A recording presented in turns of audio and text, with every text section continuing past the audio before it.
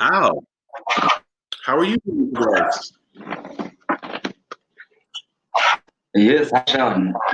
Very well. How are you? Nice to see Good to you see you again. too. Sorry it's not in Can person. you hear?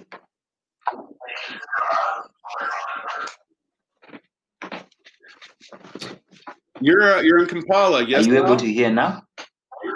We have a lab. Yes, I am in Kampala. Yeah, I'm in the outskirts, but yeah, close to the central Kampala right now.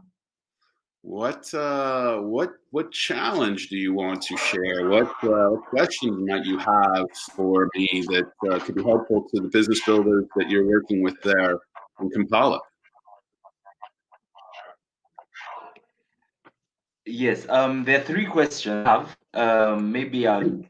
Would you prefer that I go through all three One at a questions? time, Al. One at a time. All right. All right. Well, the first one is the challenge of remote work right now. Increasingly, startups have to do things remotely, and they can't get together, whether it's in a garage or a small office anymore. Being active is a challenge. What are some of the tricks you have up your sleeve to cope with working remotely, especially for startups that are still trying to find their way around roles and hiring and onboarding, that type of thing? Great question, Al. Um, Great. can you mute, or you're watching the show while we're Yes, talking? yes, sure. Um, so I've been working and running remote companies now for, I think, something over 20 years. So literally team spread everywhere. Um, and what I've found is, there's that.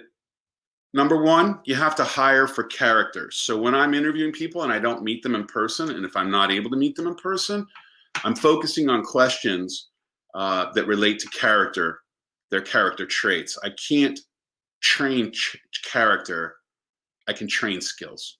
So that's number one. So as people are thinking about hiring, and it's a remote hiring process, focus on character, you'll go far. Particularly in a startup, you're looking for mission-driven people. You're looking for people that think beyond themselves. You're looking for people who are passionate about the activity of the endeavor, the mission, goals, and objectives of the endeavor. Those kind of people will stay strong and stay with what you're doing going forward. So hiring remotely, character first, not skills. Skills you can always train.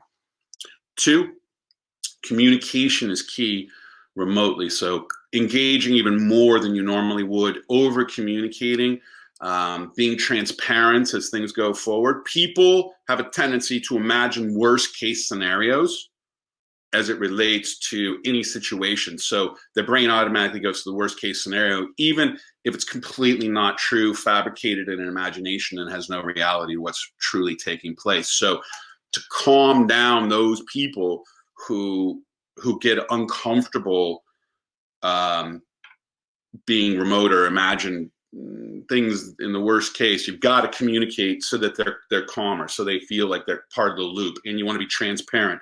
More and more people are looking for honesty, truth, and empathy from their leaders. And I would say there's a crisis in leadership, and it's been going on for a while, but I think it's going to really start ratcheting up because people are going to want different things now than they wanted before. And then the third thing I would say remotely is just to not be afraid of it, because and to when work needs to be done, unless it's got a tremendous deadline that everyone agrees upon, then to let those people who remote work on their own schedule.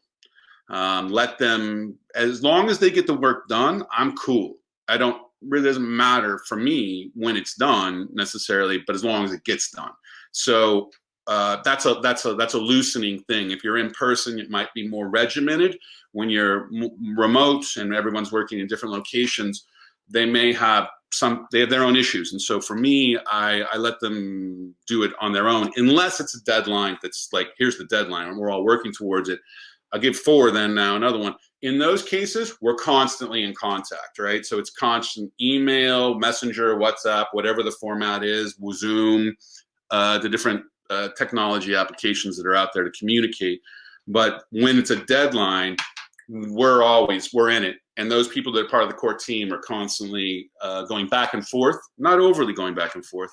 But there's a number of tools. There's Slack also, which is another really good collaboration tool that keeps everything in together in one nice area for your team to communicate. But I think that I'll give 5. I'm a lot less that I'll pause. The fifth one that I've learned, and what I love about being global and remote, is that I can have people working while I'm sleeping. So I have, there's teams that are around the world, whether it's Middle East, Asia, U.S., South America. So it's a constant churning, right, of people. So there's always work being done, which means you can double the work you can get done by being remote.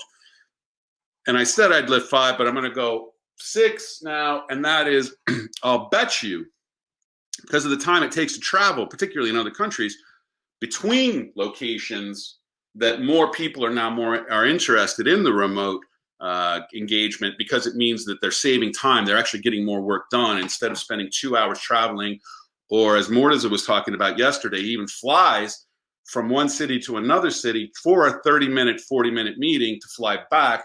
All of that's going to go away. So I think productivity levels are going to increase, and people are going to find that remote working actually is a blessing and is a gift.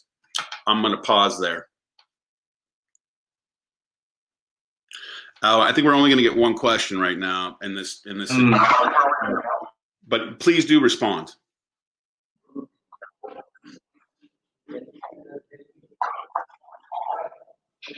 Yes, I just want to say thank you. Thank you for that. I didn't see that productivity, this was an opportunity for productivity to shoot up, but it actually is. I mean, without the transportation involved, without return trips to meetings and whatnot, people should be able to achieve more under the circumstances. I think so. I think that, again. Yes. My final question is about.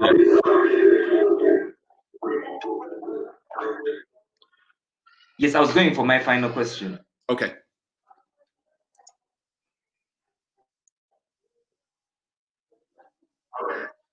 Yes, it's about coping with the stress associated with post-COVID work. I mean, there's going to be there's a lot of isolation. Isolation can breed depression when there's no human interaction. There's change. There's a lot of change. No human interaction, no people to, relate with in regards to work. This might breed some blues and stress. How are you coping with that? That's a really good question. I don't think we're in post-COVID. First, let me say we are in COVID-19. What I'm saying is it's like 2 months of 24 months. When I say 24 months till we're through it completely. So I think it's a realistic time frame to kind of put in your mind with 2 months, and you're less than 2 months because it hit Africa later. So we're in COVID. That's one.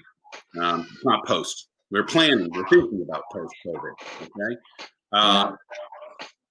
What I would say is this: that having been somebody who has had severe depression, attempted to kill myself when I was in my 20s, from entrepreneur, overworking, and then entrepreneur depression and mild depression over time.